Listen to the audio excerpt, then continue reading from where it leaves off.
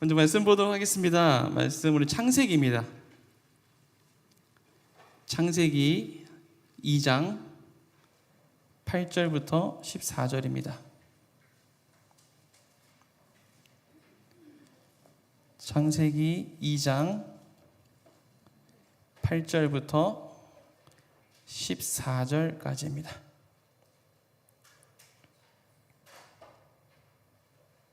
네, 다 찾으셨죠? 네, 함께 읽도록 하겠습니다. 시작. 여호와 하나님이 동방의 에덴에 동산을 창설하시고 그 지으신 사람을 거기 두시니라. 여호와 하나님이 그 땅에서 보기에 아름답고 먹기에 좋은 나무가 나게 하시니 동산 가운데는 생명나무와 선악을 알게 하는 나무도 있더라. 강이 에덴에서 흘러나와 동산을 적시고 거기서부터 갈라져 네 근원이 되었으니 첫째 이름은 비손이라. 금이 있는 하윌라 온 땅을 둘렀으며 그 땅의 금은 송금이요 그곳에는 베델리엄과 호마노도 있으며 둘째 강의 이름은 기온이라. 구스 온 땅을 둘렀고 셋째 강의 이름은 hit데겔이라. 아수르 동쪽으로 흘렀으며 넷째 강은 유브라데더라. 아멘. 아멘. 네, 저는 오늘 하나님의 임재 연습이라는 제목으로 함께 말씀을 나누고자 합니다. 이제 진짜 여름이 온 것 같아요. 그쵸? 네. 지난 주말에도 이 정도 아니었는데, 주말에 비 한번 내리고, 많이 울리는 것 같은데. 네. 비 한번 내리고, 월요일부터 갑자기 낮 기온이 막 오르더니, 오늘은 진짜 한여름 거의 30도 넘었던 것 같아요. 31도, 2도, 뭐 이렇게. 오늘자 그 국민일보 1면을 보니까요, 그 어떠한 제목이 써 있었는가 하면 해운대는 이미 한여름 해가지고 사진이 하나 들어와 있는데 보니까 진짜 여름철 그 피서객처럼 다들 수영복 입고 해변에 누워 있는 모습이 이렇게 찍혀 있더라고요. 그래서 진짜 여름이구나. 아마도 올해는 여름이 길 것 같습니다. 벌써부터 여름이 시작돼서 길 것 같습니다. 그래서 이 무더위에 건강 잃지 않으시도록 체력 잘 보충하시기 바랍니다. 그래서 운동도 하시고, 식사 잘 챙겨 드시고, 비타민 같은 것도 잘 챙겨 드시고, 또 날씨 덥다고 계속 뭐 면 종류만 드시지 마시고, 밥 잘 챙겨서 우리가 또 건강하게 이 여름을 지내야 될 것 같습니다. 사실 다 저한테 하는 말입니다. 오늘 점심도 더워서 면 먹었어요. 그 최군김밥에서 냉쫄면 드셔보셨나요? 존재를 알고 계셨나요? 전 처음 봐가지고 맛있더라고요. 그래서 계속 먹을 것 같은데 이제 좀 자제하려고 거기 밥 맛있으니까 밥도 먹으면서 하려고 합니다. 최근 들어 저의 그 마음에 맴도는 단어가 있었습니다. 그 단어가 무엇인가 하면 바로 임재라는 단어였습니다. 임재. 그러다가 문득 그 예전에 읽었었던 책이 생각나서 다시 꺼내서 좀 봤어요. 어떤 책인가 하면 그 로렌스 형제가 쓴 하나님의 임재 연습이라는 책입니다. 그래서 저는 그 로렌스 형제라고 해서 그 라이트 형제 아시죠? 비행기 만든 형 동생이 형제잖아요. 그래서 로렌스라는 성을 가진 형 동생 형제 둘이서 지은 줄 알았더니 그게 아니고 그 교회에서 보통 이렇게 형제 자매님 부르잖아요. 그런 형제. 로렌스라는 사람이 지은 책이더라고요. 그래서 읽었던 책이지만 다시 읽으니까 또 은혜가 있더라고요. 그래서 오늘은 그 책 내용과 함께 말씀을 나누고자 합니다. 이 책은 그 하나의 질문으로 시작을 합니다. 하나의 질문. 어떤 질문인가 하면 나는 어느 때에 하나님을 아주 가까이 느끼는가? 그러니까 나는 언제 하나님을 가장 가까이 느끼는가? 이 질문으로 시작을 해요. 여러분 어떠신가요? 어느 때 하나님을 가장 가까이 느끼시나요? 어떤 분은 인생의 그 최고의 절정기, 뭐 그러니까 가장 기뻤을 때라고 말씀하실 수도 있고, 뭐 예를 들면 뭐 결혼식이다, 아니면 뭐 저 아이가 태어났다, 아니면 뭐 꿈을 이뤘다, 내가 바라던, 아니면 뭐 승진을 했다, 뭐 이런 등등등 기쁜 일 있을 때, 반면에 또 어떤 분들은 삶이 가장 힘들 때라고 대답하실 수도 있을 것 같습니다. 그래서 사랑하는 누군가가 죽었을 때, 아니면 자신이 어떤 좀 심각한 병, 불치의 병 이런 거에 걸렸을 때, 아니면 뭐 실직을 했거나 아니면 또 실연을 당했을 때, 이런 등등 좀 슬플 때, 가장 힘들 때가 아닐까라고 대답을 할 수 있을 것 같습니다. 많은 사람들이 인생에서 가장 좋을 때 또는 가장 슬플 때, 또 힘들 때 하나님을 가까이 느끼는 것 같습니다. 하지만 안타깝게도 특별한 사건이 없는 날, 그러니까 우리 일상이 되겠죠. 일상, 매일 살아가고 있는 그 삶의 순간에서 하나님의 임재를 느끼는 사람은 그렇게 좀 별로 없는 것 같아요. 매일 반복되는, 매일 똑같이 반복되는 그 일상은 우리를 좀 지치게 하는 듯한 그런 느낌을 받지, 일상을 막 살면서 그 안에서 하나님의 막 임재를 느끼고 그렇게 살아야 되는데 그렇게 살고 있는 크리스천이 몇이나 될까라고 생각을 해봅니다. 이것이 현대를 살아가고 있는 우리 크리스천의 현실인 것 같습니다. 우리가 배워서 알기로는 하나님은 시간과 공간의 제한을 받지 않으시는 무소부재하신 하나님이시기 때문에 어디서든 언제든 이렇게 만날 수 있는 분이신데, 왜 우리는 그 일상에서는 하나님을 느낄 수가 없는 걸까요? 꼭 이렇게 이 예배 자리에 나와야지 하나님이 내 옆에 계신 것 같고, 하나님이 나한테 관심 있으신 것 같고, 내 그런 기도나 내 말들을 다 들으시는 것 같고, 그런데 일상에서는 왜 그것을 잘 못 느끼지 못하는 걸까요? 오늘 그 말씀드렸던 그 책의 주인공인 로렌스 형제는 이것에 대한 해답을 찾았습니다. 그리고 그 해답을 찾고 나서 그의 삶이 완전 180도 바뀌게 됐어요. 그리고 많은 사람들에게 엄청난 영향력을 끼쳤습니다. 대체 로렌스라는 사람은 어떤 사람이길래 그 해답을 찾아낼 수 있었을까요? 로렌스 형제는요, 옛날 사람입니다.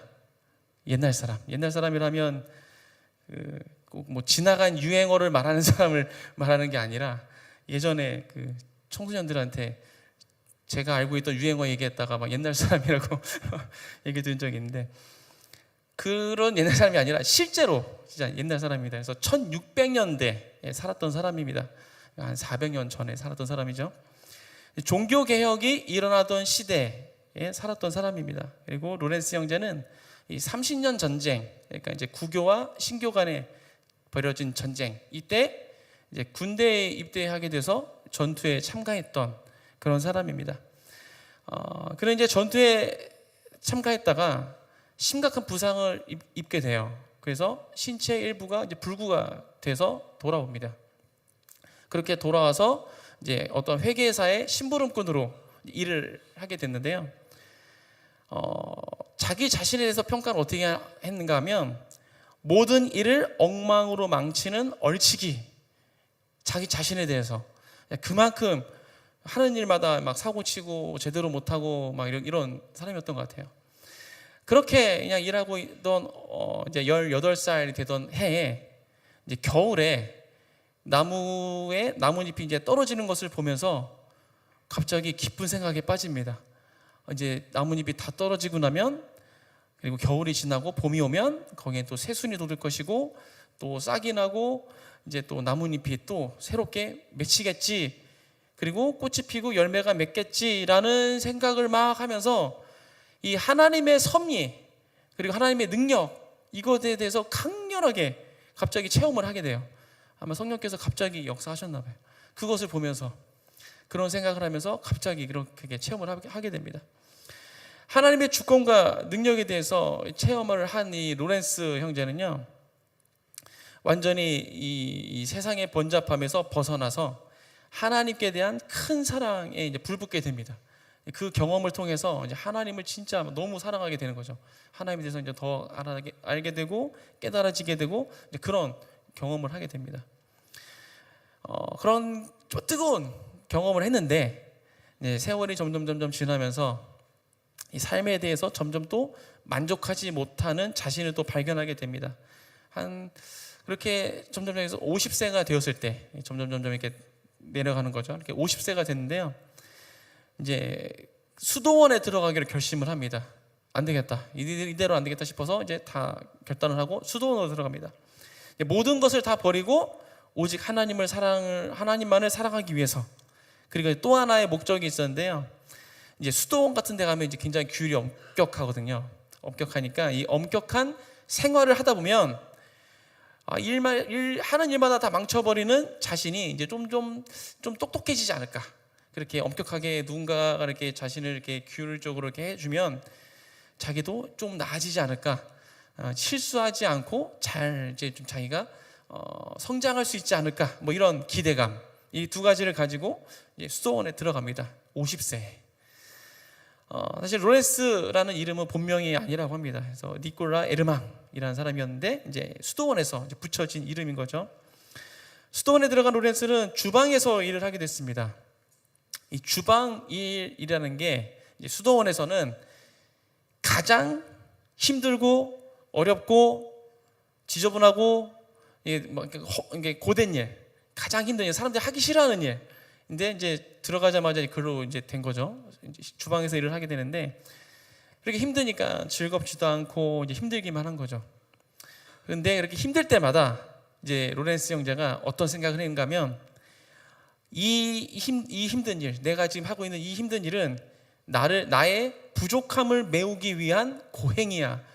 이제 수행하던 마음으로 이렇게 힘든 거를 견뎌내야 나는 좀 더 똑똑해질 수 있어. 이걸 견뎌내야 내가 좀 더 좋아질 수 있어. 뭐 이런 생각을 가지고 막 이를 악물고 견뎌냈던 거죠. 하나님께서 자신을 고쳐서 세우기 위해서 이곳에 이렇게 부르신 거다. 이건 하나님께서 나를 이곳을 인도하신 거다. 라고 그런 생각으로 견뎌냈다고 합니다. 그러니까 정말 힘들어 죽겠어가지고 그만두고 싶어도 그렇게 그만두고 싶을 때마다 이제 실수투성이 이제 얼치기 같은 내가 변화되기 위해서는 이거를 견뎌내야 된다. 이거를 꼭 거쳐야 된다. 이런 생각으로 이겨낸 거죠. 자신을 막 스스로 막 치질한 겁니다. 계속 그렇게 한동안을 살았다고 합니다. 힘들게. 하나님을 더 사랑하기 위해서라는 목적은 온데간데 없어지고 이제 힘든 그런 시간, 일을 악물고 나는 견뎌내야 돼. 이렇게 매일매일 힘들고 고된 일과 싸우면서 자기 자신을 책망하면서 버텨내는 삶을 살았다고 합니다. 그런데 어느 때부터인가 그 힘든 일들이 새롭게 다가오기 시작한 거예요. 어느 순간부터. 사람들이 너무도 싫어하는, 누구도 하기 싫어하는 그 일이 전혀 다른 차원으로 보이기 시작한 겁니다. 어떻게 이런 변화가 일어났을까요?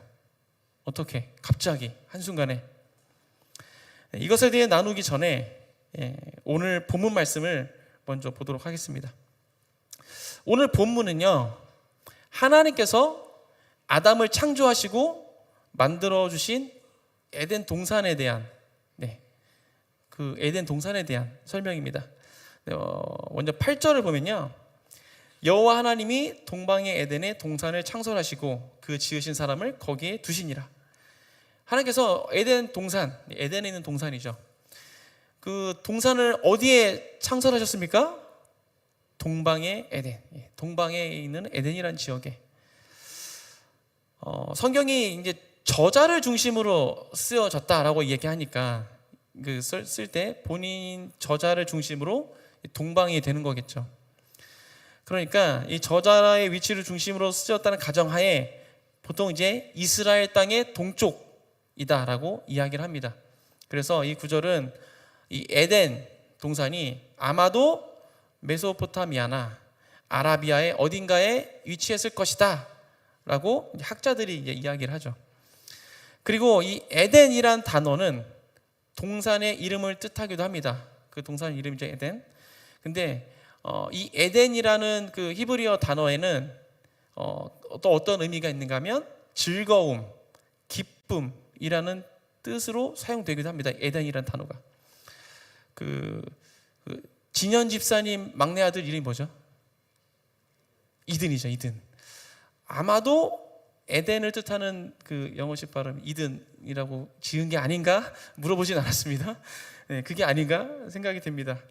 아마 어쩌면 이것을 알고 그렇게 지었을지 모르겠어요. 우리의 즐거움, 우리의 기쁨이 되는 이 막내 아들. 네. 아무튼 에덴 동산은 그 이름에서도 알 수 있듯이 즐거움의 땅이며 기쁨의 땅인 거죠. 네, 9절부터 10절입니다.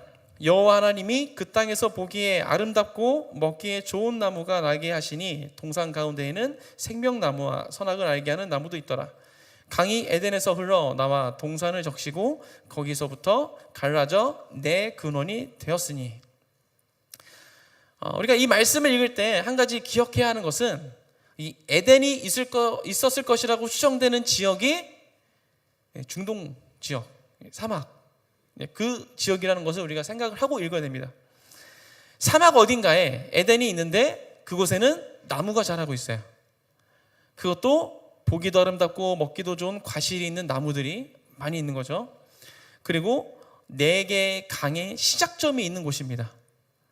강의 시작점이라는 것은 그곳이 샘이 있다는 거죠. 샘 뭔지 아시죠?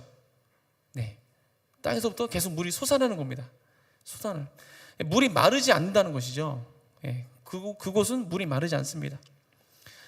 에덴이 성경에서 언급될 때는 언제나 비옥한 지역, 그리고 큰 나무들이 자라는 물이 풍부한 그런 오아시스로 묘사가 되어집니다. 이러한 경치, 지금 설명하고 있는 에덴의 그 모습, 이것은 메마른 중동 지역에서는 찾아보기 힘든 그런 경치겠죠. 뭐 어디 가나 고개 돌리면 보이는 그런 땅이 아닌 것이죠. 정말 특별한 그런 땅입니다. 그렇기 때문에 이 수목이 우거진 그 비옥한 상태, 이것은 에덴에 하나님의 임재가 계시다는 표징이며 하나님의 축복의 표징이 되는 것입니다. 그 험난한 그 메마른 땅에 이 에덴이란 땅은 그렇게 비옥하잖아요. 강이 막 4가래로 흘러내려가고, 이 자체만으로도 하나님의 임재가 충만하게 있는 것이다, 하나님의 축복이 가득 담긴 곳이다 라는 것을 우리가 알 수 있다는 것이죠. 11절 12절입니다. 첫째의 이름은 비손이라. 금이 있는 하윌라 온 땅을 둘렀으며 그 땅의 금은 순금이요 그곳에는 베델리엄과 호마노도 있으며. 에덴에는 나무와 강들이 있을 뿐만 아니라 금도 나오는 곳이었어요. 금.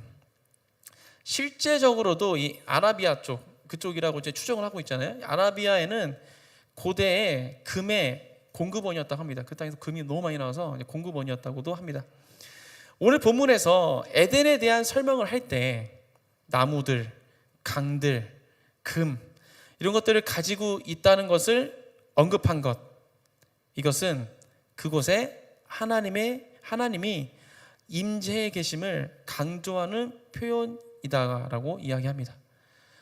그냥 에덴 설명이 되는데 이러한 것들이 있다, 이런 것들이 있다 이렇게 이야기하는 것은 그곳에 하나님의 임재가 가득하게 있는 것이다 라고, 그것을 표현하고 있는 것이다 라고 학자들이 이야기합니다.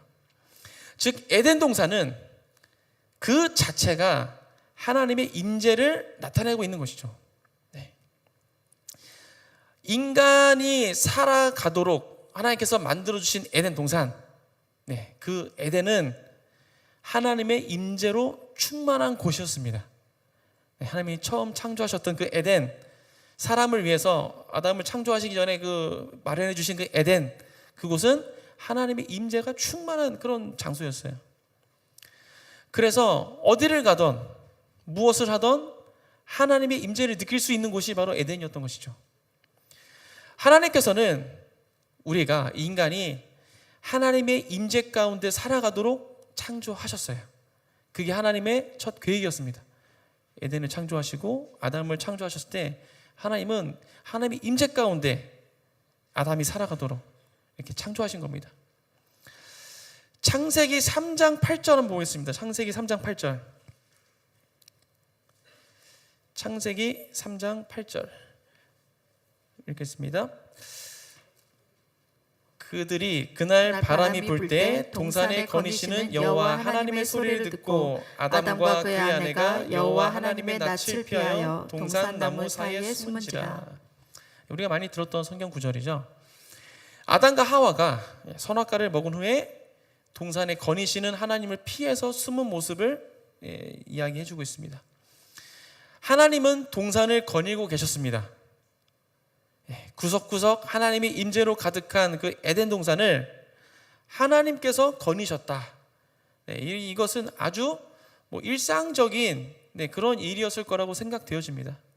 이미 하나님의 임재로 가득 채워진 곳인데 하나님 그것을 거닐었다는 것은 매일 일상적으로 그렇게 있었던 일이라는 것이죠. 여기서 거닐다에 사용된 히브리어 단어가요, 이제 할라크라는 단어입니다. 할라크. 보통 우리는 이 성경에서 우리 한국어 성경에 보면 이걸 동행으로 번역되어 있습니다. 동행. 동행이 무슨 뜻입니까? 함께 걸어가는 거. 함께 걸어가는 거. 이게 동행입니다. 에덴 동산에서 하나님께서는 매일 아담과 그리고 하와와 함께 거니셨던 거죠. 함께. 이 창세기 이후에 나오는 성경, 그러니까 레위기, 또 신명기, 그리고 사무엘 하에서도 이 할라크라는 단어가 사용됩니다. 근데 레위기, 신명기, 사무엘 하에 사용된 할라크라는 단어는요, 이 창세기에 나오는 할라크의 뜻, 그러니까 동행, 우리가 생각하는 그 동행, 이것과 좀 다른 의미로 쓰여져 있습니다. 이때는 어떤 의미로 쓰여져 있는가 하면 이스라엘의 성소에 하나님이 임재해 계시는 것을 표현할 때 이 할라크라는 단어를 사용합니다. 성소에, 이스라엘 그 성소에 하나님이 임재해 계시는 것, 이것을 표현할 때 할라크라는 단어를 쓴다는 것이죠. 똑같은 단어, 동행과 같은 단어를 쓴다는 것입니다.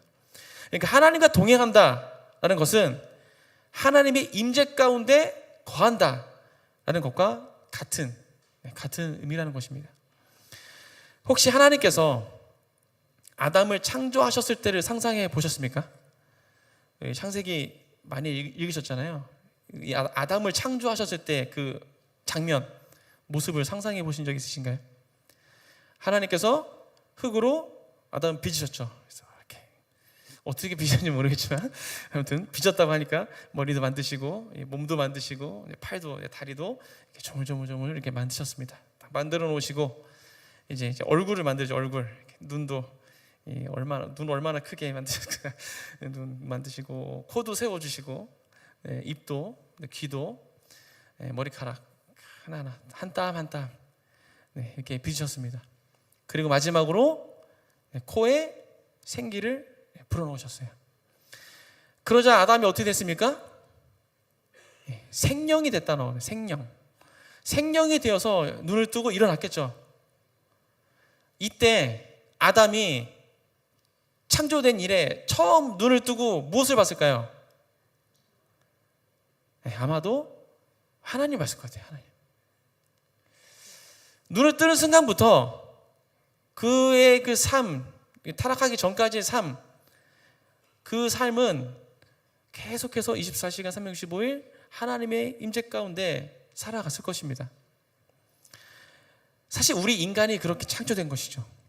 하나님의 임재 가운데 하나님의 임재와 함께 하나님만을 바라보면서 하나님과 교제하면서 함께 거니면서 살아가도록 창조된 것입니다. 그렇게 매일 매 순간 하나님과 대화하면서 하나님의 임재 가운데 살아가도록 창조된 것인데 인간이 타락을 했습니다. 타락을 해서 죄가 들어오게 되었고 그로 인해서 하나님과의 관계가 끊어지게 되죠. 단절됐죠. 인간은 그러한 하나님께서 처음 계시하셨던 그런 하나님과 교제할 수 있는 매일 임재 가운데 머물 수 있는 그런 축복을, 그런 삶을 잃어버리게 됩니다. 그런데요, 신기한 게 그럼에도 불구하고 하나님과 동행한 인물이 성경에 나와 있어요. 누구 있을까요? 누구? 에녹, 너. 한 사람 더 있습니다. 네, 노아. 에녹과 노아입니다. 창세기 5장 21절부터 24절 한번 보겠습니다. 창세기 5장 21절부터 24절 읽겠습니다. 에녹은 65세에 무드셀라를 낳았고 무드셀라를 낳은 후 300년을 하나님과 동행하며 자녀들을 낳았으며 그는 365세를 살았더라. 에녹이 하나님과 동행하더니 하나님이 그를 데려가심으로 세상에 있지 아니하였더라. 에녹에 대한 이야기죠. 하나님과 동행하며 또 하나님과 동행하였더니 창세기 6장 9절 한번 다시 볼게요. 6장 9절 읽겠습니다. 이것이 노아의 족본이라. 노아는 의인이요 당대의 완전한 자라. 그는 하나님과 동행하였으며.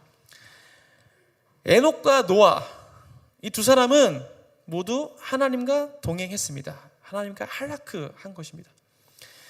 할라크라는 동사는요, 그 형태에 따라 의미가 굉장히 세분화된다고 합니다. 이 히브리어가 굉장히 복잡한 언어잖아요. 그래서 그 그냥 형태에 따라서 막 이렇게 세분화되는데 이 두 구절, 이 두 부분, 에녹에 대한 할라크, 또 노아에 대한 할라크, 이 두 군데에서는요, 이 단순형이라고 쓰였기 때문에 그 의미는 하나님과의 특별한 친교와 경험한 삶을 암시하는 것이다라고 학자들이 이야기합니다. 이거는 이렇게밖에 쓸 수가 없다. 그 형태에 의해서 이런 뜻이다라고 규정하고 있습니다. 하나님과의 특별한 친교와 그리고 경건한 삶, 할라크했다. 에녹과 노아는 타락한 세상 속에 살고 있었지만, 우리가 똑같이 이 땅에 살고 있었지만 그들은 하나님과 특별한 친교를 가지고 있었습니다. 특별히 또 에녹은 그를 소개하는 글에서 하나님과 동행했다라는 표현이 2번 반복해서 나오고 있죠. 이 성경에서 같은 말을 반복하는 것, 이것은 강조의 의미를 가지고 있습니다. 그래서 에녹은 그만큼 특별하게 하나님과 친밀한 삶을 살았음을 우리가 알 수 있습니다. 아마도 그렇기 때문에 이 땅에서의 죽음을 맞이하지 않고 하나님께서 그냥 바로 데려가시지 않았을까라고 생각을 해봅니다. 사실 좀 궁금합니다. 정말 궁금한 것이 대체 이 에녹이 어떻게 살았길래, 어떠한 삶을 살았길래 하나님께서 유일하게 특별하게 그렇게 데려갈 정도로 그 정도로 동행을 했다라고 이야기하는 것일까? 가끔 이런 상상을 해봅니다. 혹시 슈퍼북이라고 아시나요? 슈퍼북? 모르시나요? 아시나요? 모르시나요? 그 성경 이야기를 애니메이션으로 만들어 놓은 그런 그 애니메이션입니다. 아이들을 위해서. 최근에 보니까 이제 막 그래픽이 엄청 향상돼서 고퀄리티로 새로운 버전이 막 나오고 있는데, 제가 어렸을 때 슈퍼북이라는 비디오 테이프가 있었어요.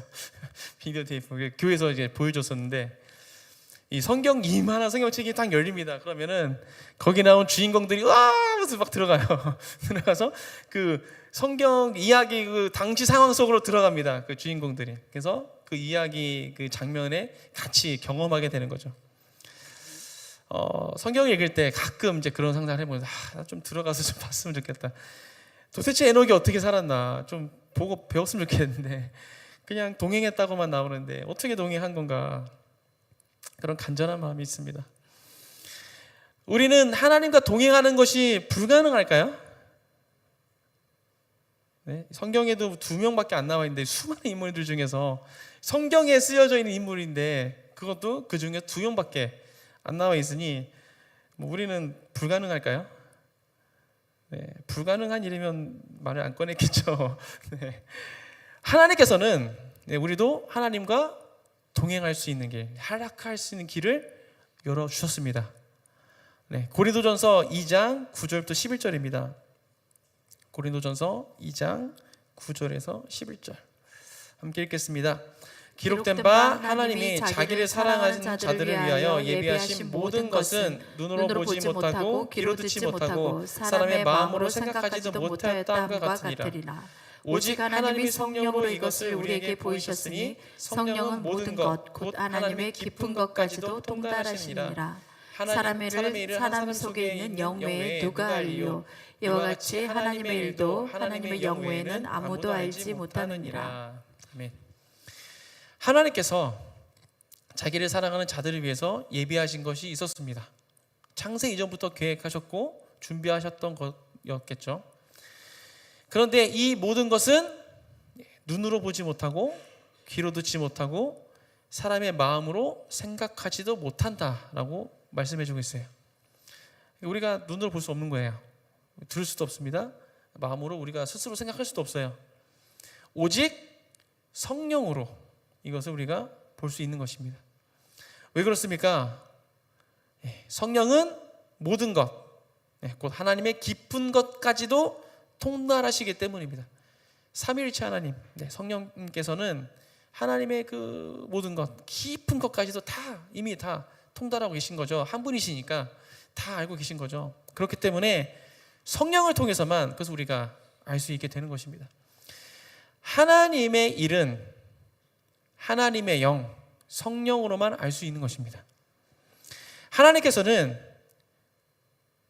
죄로 인해서 우리 인간과 하나님의 그 깨어진 관계를 회복시키시기 위해서 독생자 예수 그리스도를 보내주셨고, 그리고 성령님을 보내주셔서 우리 안에 내주하시도록, 우리 안에 거하시도록 하셨습니다.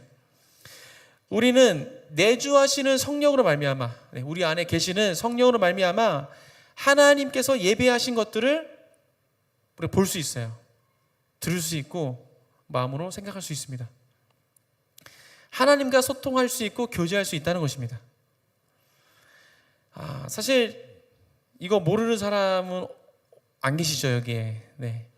이제 막 신앙생활 하신 분 아니고서는 그동안 수없이 들어왔고, 그래서 다 알고 계시는 내용입니다. 하지만 안타까운 현실은 내가 아는 것과 내 실제 삶의 갭이 크다는 거죠. 그게 참 저도 참 안타까운 현실입니다. 참 갭이 큽니다. 다시 로렌스 형제 이야기로 돌아가겠습니다.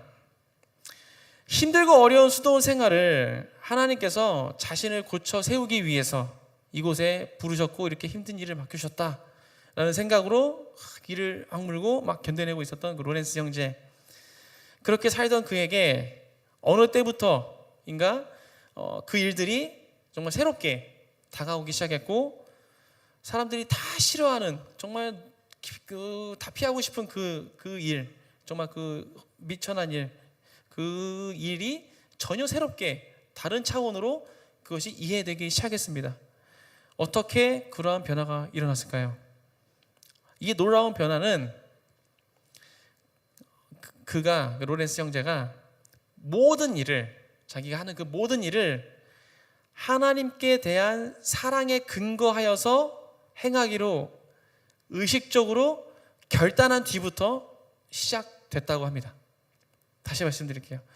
그렇게 변화가 일어난 것은요, 자기가 하는 그 모든 일을 하나님께 대한 사랑, 내가 하나님을 사랑하는 마음, 그 하나님께 대한 자신의 그 사랑, 그 사랑에 근거해서 이 일을 행하기로 의식적으로 결단한 그 후부터 자신의 노력이 필요했겠죠. 결단을 한 겁니다. 그렇게 하기로, 하나님을 사랑하는 그 마음으로 이것을 하기로, 내가 진짜 이 힘든 일을 하고 있는데, 정말 누구도 하기 싫은 고된 일을 하고 있는데, 내가 이 일을 하는 것은 시켜서 하는 게 아니라 내가 하나님을 너무 사랑하기 때문에 이것을 하는 것이다 라고 의식적으로 본인이 결단한 그 후부터 그런 변화가 일어났다는 것이죠. 로렌스 형제는 하나님을 사랑하는 것이라면 땅에 떨어진 지푸라기 짚는 일, 그 아무 의미 없는 거잖아요. 바람에 날아가는 그 지푸라기인데 그거를 집어드는 것까지도 할 수 있다. 그러니까 무엇을 하더라도 상관없다. 난 뭐든 할 수 있다 라고 그것을 하면서 즐거워했다고 합니다. 어떠한 일을 하건, 아무리 하찮은 일이라고 해도, 아무리 더러운 일이라고 해도, 아무리 힘든 일이라고 해도 하나님을 사랑하는 마음으로, 하나님을 사랑하기 때문에 나는 이것을 하는 거야 라고 결단한 이후부터는 그 일을 할 때 즐거운 마음으로 할 수 있었다고 합니다.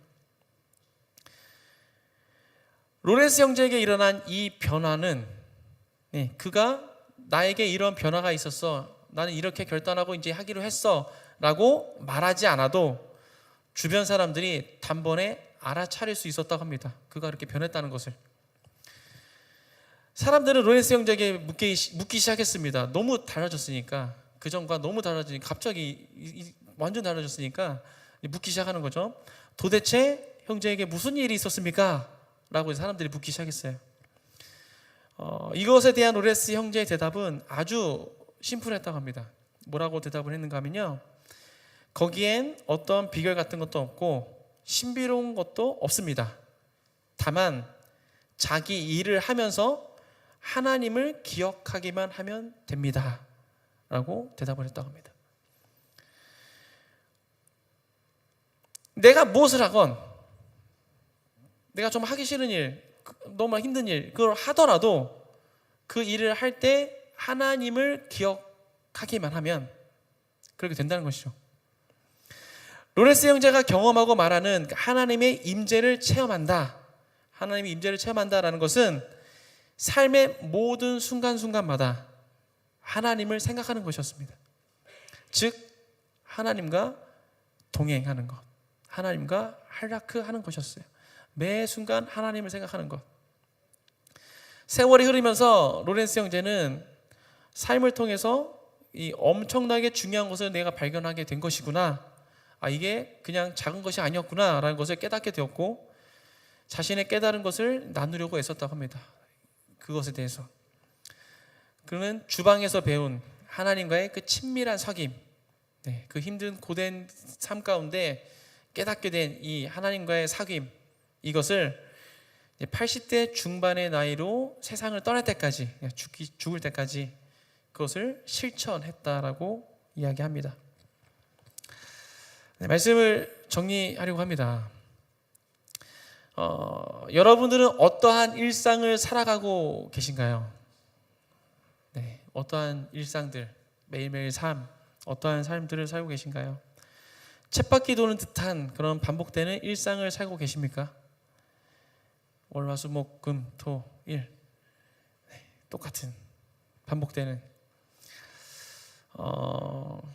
외형적으로는 똑같은 일을 반복하는 것처럼 보이지만 그 일로 인한 영향력은 똑같지 않을 수 있습니다. 어떠한 마음으로 하느냐에 따라서 내가 똑같은 일을 반복하고 있다 하더라도 그 결과는 달라질 수 있다는 것이죠. 우리가 예를 들어서 어떤 한 아이에게 매일 똑같이 사랑한다고 말해주면서 안아준다라고 가정했을 때, 하루가 지나고 이틀이 지나고 한 달이 지나고 1년이 지나고 2년이 지나고 매일 똑같은 모습으로 했다고 했을 때, 정말 쳇바퀴 반복되는 것처럼 그렇게 보이는 행동일지 몰라도 정말 그 하나님의 마음을 담아서, 진심을 담아서 정말 진심으로 사랑하는 마음으로 그 아이를 계속 안아줬다면, 1년, 2년 매일매일 계속해서 그렇게 안아줬다면 그 아이에게 미치는 영향은 하루하루가 다를 것이고, 그 아이의 삶을 바꿔놓는 강력한 에너지가 되어 있을 것입니다. 우리가 하나님과 동행한다면, 하나님과 할락한다면, 아무리 하찮은 일을 하더라도 매 순간 하나님을 생각하면서 우리가 살아간다면 우리의 삶은 엄청난 영향력을 가질 것입니다. 겉으로 보기에는 똑같은 일, 월요일, 화요일, 수요일 똑같은 일을 우리가 반복하는 것처럼 보일지 몰라도, 우리가 정말 하나님을 생각하면서 하나님과 동행하면서 그 일들을 해나간다면, 그냥 누가 보기에는 똑같은 일 반복하는 것처럼 보이겠지만 그 삶의 영향력은 엄청 날 것이라는 것이죠. 로렌스 형제는 세상의 가치로 평가한다면 어떠한 사람이었습니까? 신체적으로는 장애를 가진 사람이었어요. 그리고 실수투성이, 하는 일마다 망쳐놓는 그런 고문관이었습니다. 그런 그가 어디서 무슨 일을 하던 하나님을 생각하면서 하나님의 사랑으로 그 일을 행하자 성령께서 놀랍게 역사하셨습니다. 로렌스 형제는 동료들에게 자연스러워질 때까지 연습하라라고 권면합니다.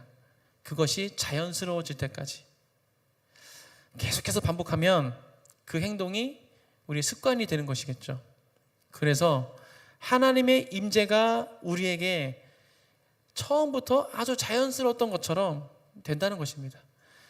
예배 때만 와서 경험하는 그런 임재가 아니라 우리가 계속해서 그것을 노력한다면 하나님께서 창조하셨던 그 창조의 모습, 그때의 모습처럼 너무 자연스럽게 하나님의 임재 가운데 있는 것, 내가 하나님과 동행하는 것이 너무 자연스러운 나의 일상, 나의 삶이 될 수 있다라는 것이죠. 지금 우리가 가지고 있는 그 습관, 어떠한 습관을 가지고 있다면 그것은 뭐 1년, 2년 사이에 만들어진 것이 아니잖아요. 그렇죠? 어떤 습관이 있다. 나의 이런 습관이 보이는 잘 몰라요. 누군가가 얘기해주면 내가 그러고 있네? 라고 생각하는 거죠. 그 습관, 이게 1년, 2년에 만들어진 것이 아니라는 것입니다. 10년, 20년, 30년, 40년 그렇게 반복해 왔기 때문에, 나도 모르게 이렇게 반복해 왔기 때문에 나한테는 그게 자연스러운 거죠. 내가 인지하지 못할 만큼. 이것에 대해서 그 뱃살을 빼기 위해서 다이어트 해보신 분들은 아마 잘 이해하실 것 같습니다. 한 달 동안 열심히 다이어트 해야지 하고 한 달 동안 열심히 운동하고 식단 조절을 했어요. 성공했어요. 한 달 동안 성공했습니다. 한 달이라는 시간 동안 빠뜨리지 않고 이것을 해냈다는 이 성취감이 얼마나 클까요? 해보신 분도 아시죠? 한 달 짧지 않습니다. 한 달 동안 내가 매일매일 운동했고 매일매일 그 식단을 조정해가지고 내가 야식 안 먹고 이거를 해냈다. 성취감이 엄청날 겁니다. 그래서 여기저기 자랑하겠죠. 내가 다이어트 시작했는데 한 달 성공했어 라고 막 자랑할 겁니다. 그렇게 한 달을 성공하고 나면 나에게 있던 뱃살이 온데간데 없이 사라져서 배가 쏙 들어갑니까? 한 달 했으니까 안 들어가죠. 한 달을 해도 안 들어갑니다. 진짜 힘들게 막 일을 물어가면서 고뇌하면서 막 했는데 안 들어가요. 눈에 띄는 변화가 없습니다. 왜 변화가 없을까요? 한 달 동안이나 했는데 힘들게. 왜 눈에 띄는 변화가 없을까요? 지금 내가 가지고 있는 이 뱃살은 10년, 20년, 30년 동안 내가 가져온 식습관, 생활 습관의 결과물이기 때문입니다. 10년, 20년, 30년 동안 쌓아진 것이 한 달 만에 사라질 수가 없겠죠. 제가 왜 이 말씀을 드리고 있을까요? 한 달, 두 달 해보고 힘들어서 못하겠다며 포기하지 마시라고 말씀드리는 겁니다. 습관이 되어서 자연스러워지려면 생각보다 긴 시간이 필요합니다. 조금 어색하고 좀 힘들더라도 꾸준히 묵묵히 그것을 해나가시다 보면 어느 순간 뱃살이 나를 두루싸고 있는 것처럼, 나도 모르게 두루싸고 있었던 것처럼 내가 애쓰지 않아도 하나님의 임재가 내 삶을 완전히 덮고 있음을 느끼게 되실 것입니다. 하나님의 임재를 사모하십니까? 아멘. 예배를 통해서 하나님의 임재를 경험하는 것 너무 중요합니다. 예배 가운데 하나님의 임재를 경험하는 것 너무 좋습니다. 중요합니다. 하지만 오늘 말씀을 통해서 권면드리는 것은 여러분의 일상 속으로 하나님의 임재를 끌어내리시기를 축복합니다.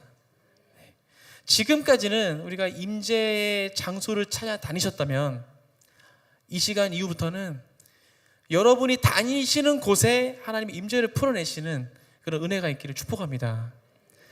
다시 한번 말씀드리지만 거창하거나 복잡한 것이 아닙니다.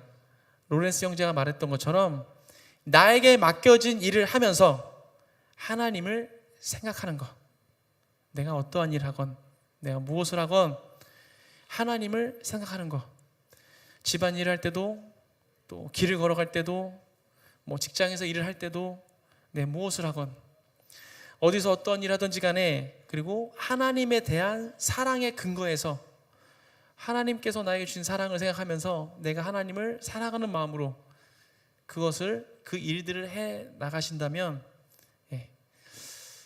어느 순간에 내 삶 가운데 하나님의 임재가 덮고 계심을 느낄 수 있으실 것입니다. 일상에서 하나님과 동행하시고 또 매 순간 하나님의 임재 안에 사시는 모든 큰 손가락 되시길 주님의 이름으로 축복합니다. 함께 기도하겠습니다. 하나님 감사합니다. 오늘 또 함께 그 로렌스 형제의 이야기를 함께 나누며 또한 우리 창세기 말씀을 통하여서 하나님의 임재에 대해서, 임재 가운데 살아가는 삶에 대해서 함께 나눴습니다. 하나님, 우리가 이 땅에 살아가면서 정말 매일 똑같은 일상을 반복하고 있지만 지금 그 가운데 하나님의 임재를 경험하기 원합니다. 우리가 이 땅의 삶을 살아가는 동안 정말 하나님의 임재 가운데 하나님과 동행하며 하나님과 활락하기를 소망합니다. 이것이 불가능한 것이 아닌 줄 믿습니다. 하나님께서 우리 가운데 성령을 보내주셨기 때문에 우리 안에 계시는 성령으로 말미암아 우리가 하나님과 동행할 수 있음을 우리가 선포합니다. 하나님, 우리가 그렇게 살아갈 수 있도록 축복하여 주옵소서. 주님, 에녹과 노아가 하나님과 동행하였던 것처럼 우리도 이 깨어진 세상에 살고 있지만 하나님과 동행할 수 있도록 주님, 이 시간 우리 가운데 함께하여 주시옵소서. 우리의 마음을 변화시켜 주옵시고 우리가 주 앞에 결단하며 나아갑니다. 주님과 동행하는 삶을 살 수 있도록 축복하여 주옵소서. 그래서 나의 삶 전체가 온전히 하나님의 임재 가운데 완전히 잠길 수 있도록, 내가 임재를 찾아서 떠나다니는 것이 아니라 주님, 내가 가는 곳마다 하나님의 임재가 흘러갈 수 있도록 주님 축복하여 주옵소서. 주님, 우리 가운데 그렇게 역사하실 것을 우리가 믿으며 신뢰하며 주님 기도합니다. 이 모든 말씀 예수 그리스도 이름으로 기도하였습니다. 아멘. 우리 함께 기도하도록 하겠습니다. 이 시간 기도하실 때 우리가 이렇게 기도했으면 좋겠습니다. 하나님께서 처음 창조하셨던 그 세상은 하나님의 임재로 가득 채워져 있는 세상이었습니다. 하나님께서 우리 인간을 향한 하나님의 계획이 그것이었습니다. 하나님의 임재 가운데 살아가는 것, 하나님과 함께 살아가는 것, 하나님과 대화하고 교제하면서 매일매일 그렇게 살아가는 것이 우리 인간을 향한 하나님의 계획이셨습니다. 하나님, 내 안에 그 창조의 질서를 회복시켜 주옵소서. 하나님 임재 가운데 살아갈 수 있도록 내 영을 깨워 주옵소서라고 이 시간 함께 주님의 이름 한번 부르고 기도합니다. 주여!